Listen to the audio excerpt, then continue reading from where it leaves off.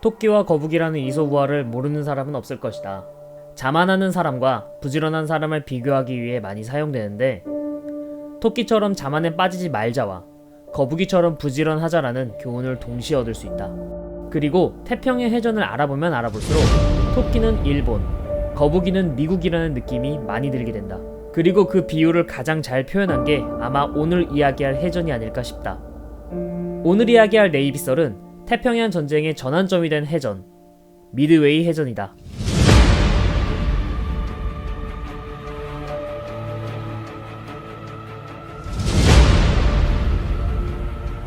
진주만 공습 이후 미국은 전시체제에 돌입하긴 했지만 상황은 넉넉지 않았다. 1942년 초 나치 독일은 네덜란드까지 점령했고, 그런 와중에 일본과 전쟁을 해야 하기 때문에 미국은 양측에 모두 전선이 만들어진 셈이었기 때문이다. 가장 큰 문제는 태평양 함대 괴멸인데, 당장 태평양 함대는 함대 핵심 전력이라고 할 수 있는 전함 8척 중 2척은 격침되었고, 나머지 6척은 되파되어 당장 사용할 수 있는 전함이 없었다. 이 충격으로 미국 해군은 내부적으로 사기가 매우 떨어져 있었고, 당장의 일본의 공세를 막는 데 급급했다.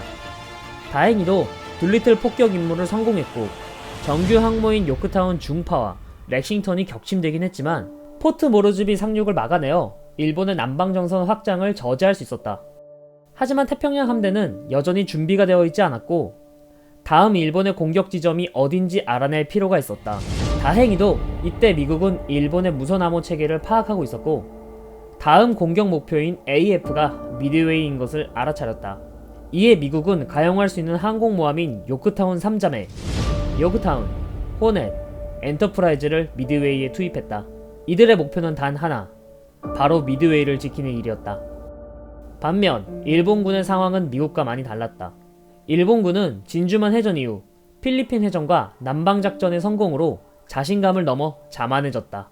그런데 그런 와중 둘리틀 특공대의 도쿄 공습 이후 연합함대 사령관이었던 야마모토 이소루쿠 제독은 다시는 미국이 일본 본토를 공격하지 못하도록 미국 항모를 격침시키고 미국 함대를 태평양 서쪽으로 밀어내기 위해 미드웨이를 공격해야 한다고 주장했다. 처음에는 작전에 회의를 가진 해군 참모들이었지만 둘리틀 공습 이후 천황이 사는 도쿄가 불바다가 됐다는 사실에 책임이 있는 일본 해군은 이 주장을 받아들여 미드웨이 침공 작전을 계획하게 된다. 당시 작전에 참여한 일본군 부대는 총 3개 부대였는데, 미군의 항모부대 격침과 미드웨이 공습 임무를 맡은 나구모 주이치의 기동부대, 미드웨이 상륙 작전을 펼치기 위한 야마모토 이소로쿠의 주력부대, 그리고 마지막으로 미국의 작전 반경을 북쪽으로 몰아내기 위한 호소가야 보시로의 북방부대였다. 이때 투입된 전력은 하노에 해전에서 피해를 입어 수리가 필요한 쇼카쿠급 자매를 제외하고 사실상 거의 모든 일본 해군의 주전력이 투입된 거였다. 하지만 일본군의 군기는 방만해져 있었다. 해군은 태평양 함대 괴멸, 영국 동양 함대 괴멸, 육군은 필리핀 점령, 인도 차이나 반도와 남방 진출로 승승장구했기 때문에 군 내부에서는 낙관론이 팽배해 있었다. 그래서 그런지 진주만 때 그렇게 중시했던 보안은 어디에 팔아먹었는지 기본적인 보안마저 지키질 않았다. 한마디로 군기가 매우 빠져 있었다. 어느 정도였냐면, 함대가 이동할 때는 무선 침묵을 하는 게 기본 원칙인데 목적지의 위치를 평문으로 주고받았을 정도. 미국은 너무나도 방만한 일본의 자체에 일본의 유인책이 아닐까라는 의심까지 했다. 이 방만함의 극치를 보여준 기록이 있는데, 6월 3일 오전 9시 미드웨이 섬 근처에 나구모 주이치가 이끄는 기동함대가 미드웨이에서 날아오른 정찰기에 발견되었는데, 나구모는 이 사실을 별 대수롭지 않게 여겼다고 한다. 그리고 본격적인 미드웨이 해전이 시작되는 6월 4일 새벽, 토네급 순양함 토네가 정찰기를 띄워 정찰을 하려고 했지만 마침 그때 수상기 발함 과정에 문제가 생겨 정찰기를 제때 띄우지 않아 미 항모 전대의 위치를 알지 못했다고 한다. 그리고 오전 6시 35분 일본 해군이 첫 미드웨이 공습을 시작하면서 미드웨이 해전이 시작되었다. 하지만 미국은 방비를 철저히 해놓은 상태였기 때문에 기지시설이 파괴되긴 했지만 수비대의 피해는 그리 크지 않았다. 거기에 미군의 대공포와 해안포는 아직까지 건재하기 때문에 상륙을 위해 2차 공격대의 투입이 필요하다고 판단했다. 2차 투입대를 투입할 필요가 있다는 정보를 받은 기동부대의 함상에서는 전보를 받기 전부터 난리도 아니었다. 1차 공습대가 미드웨이 공격을 위해 가고 있을 때 미드웨이 기지에서 뇌격기 부대를 투입했기 때문에 아침부터 기동부대는 회피 기동을 하느라 활주로 작업이 늦어지고 있었다. 그 와중에 1차 공격대가 귀환하여 착함을 위해 상공에 맴돌고 있었는데 나구모는 2차 공격대 발진 준비를 하던 도중 정찰기에 의해 미국 함대를 발견했다는 보고가 날아들어오게 되었다.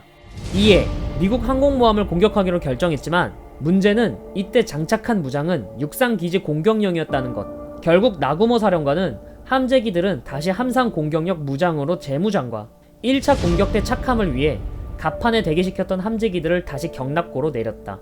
이 때문에 2차 공격대의 출발이 늦어지게 된다. 그리고 잠시 후 정찰기가 적 항모를 발견했다고 보고를 했고, 그리고 오후 10시 30분 미국의 급강하 폭격기가 들이닥친다.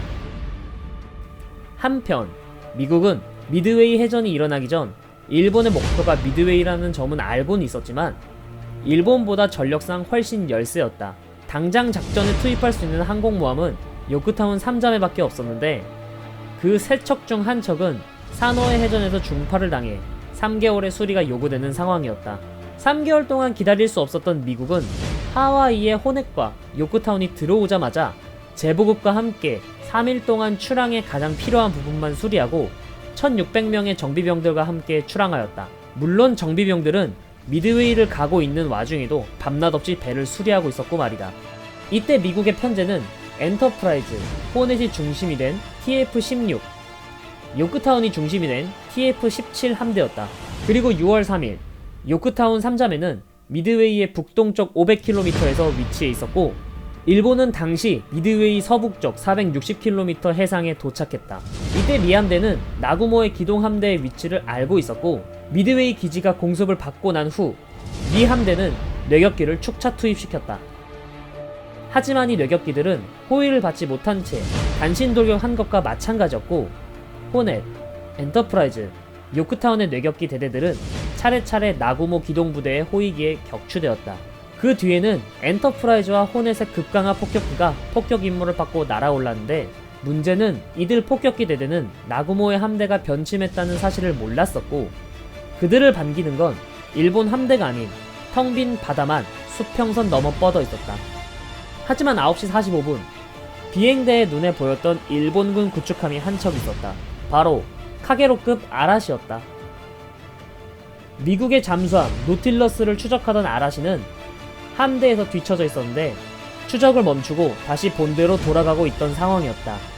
급강하 폭격기 대대는 아라시가 가는 방향에 기동부대가 있을 거라고 생각한 것이다. 이 생각은 적중했고 엔터프라이즈의 급강하 폭격대는 카가, 아카기, 소류, 히류를 만나게 된다.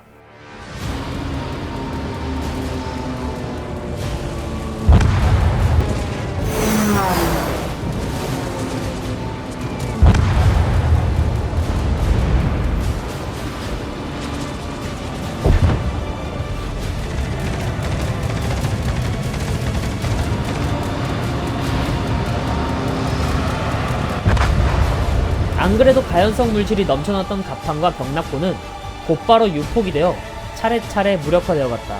이것이 바로 미드웨이 해전의 승패를 결정지었던 운명의 5분이다.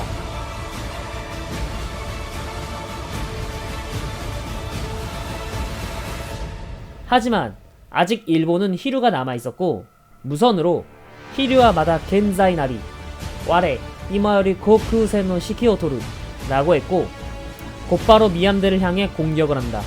일본의 급강하 폭격기들은 요크타운의 공격을 시도했고 호위기와 대공포들에 의해 대다수 격추되었지만 살아남은 급강하 폭격기의 폭탄 2발이 명중해 요크타운은 중파되었다. 하지만 아직 기동이 가능했고 많은 정비병들이 타고 있었기 때문에 4시간도 안 되어서 응급소리가 완료되었다. 하지만 그 뒤 날아온 히류의 2차 공격대는 이 요크타운을 다른 항모로 생각했고 공격대의 어뢰 2발이 좌연 연료 탱크에 맞으면서 요크타운은 더 이상 기동할 수가 없게 되었다.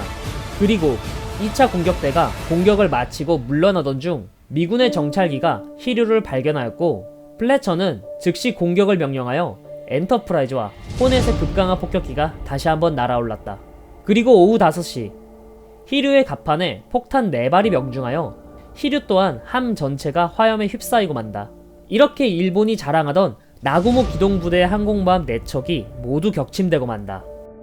한편 요크타운은 여전히 침몰하지 않고 기울어진 채 바다에 떠 있었다. 항공모함 한 척이라도 아쉬운 미 해군 입장에서는 어떻게든 예인하라고 명령하였지만 예인 작업이 시작되기 전 일본의 잠수함이 요크타운을 공격하면서 결국 요크타운은 침몰하게 된다.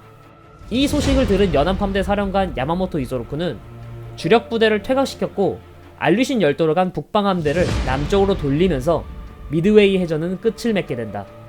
미드웨이 해전은 미국이 공세적으로 나가게 되는 발판을 마련해주게 된다. 이 해전으로 일본은 항공모함을 4척이나 잃게 되어 이후 과달카날 해전에서 패배한 간접적인 원인이 되었다. 미드웨이 해전은 자만에 빠져 이를 망치는 사례를 극단적으로 보여준다. 상식적으로 봤을 때 일본 함대의 규모는 미국보다 훨씬 대규모였고 공격력 또한 미국보다 앞섰다. 그런데도 불구하고 미국의 국력을 얕잡아 보았고 심지어 작전 계획 입안 과정에서 워게임을 시행했는데도 항공모함이 격침될 거라는 보고를 했는데도 불구하고 이를 귀담아 듣지 않았다. 그들의 생각으로는 미 항모부대는 오지 않을 것이며 일방적으로 미드웨이를 두들겨 팰 것이라는 안일한 생각을 했던 것. 하지만 현실은 그들의 생각과는 완전히 달랐다. 반면 미국은 미드웨이 섬 수호라는 목표 아래 모든 계획을 수립하였고 미드웨이 기지 그리고 미 함대 모두 철저히 방어전에 치중하였다. 결국 목표로 하던 미드웨이 방어에 성공했으며 이 전운을 바탕으로 항모 운영 노하우와 윤영진을 통해 효과적인 대공포 사격 노하우를 배우게 된다. 이것은 마치 토끼와 거북이라는 이솝우화와 비슷하다고 생각한다. 토끼는 처음에는 거북이보다 먼저 달려갔지만 이후에는 자만심 때문에 거북이의 추격을 허락했던 것처럼 말이다. 그리고 여담이지만 알류신 열도를 점령하기 위해 떠난 북방함대는 전투 중에 제로센 한 기가 동쪽 아쿠탄 섬에 불시착하게 되었다. 이 때문에 거의 손상을 입지 않은 제로센을 얻게 된 미국은 제로센을 철저히 연구하여 제로센의 약점을 이용한 전술을 도입하게 된다. 거기에 자신들이 처음에는 그렇게 두려워했던 제로센이 사실은 과도한 경량화로 날아다니는 관이라는 사실을 알게 되었다. 이것이 바로 그 유명한 아쿠탄 제로이며 제로센 신화의 종지부를 찍는 사건이 된다.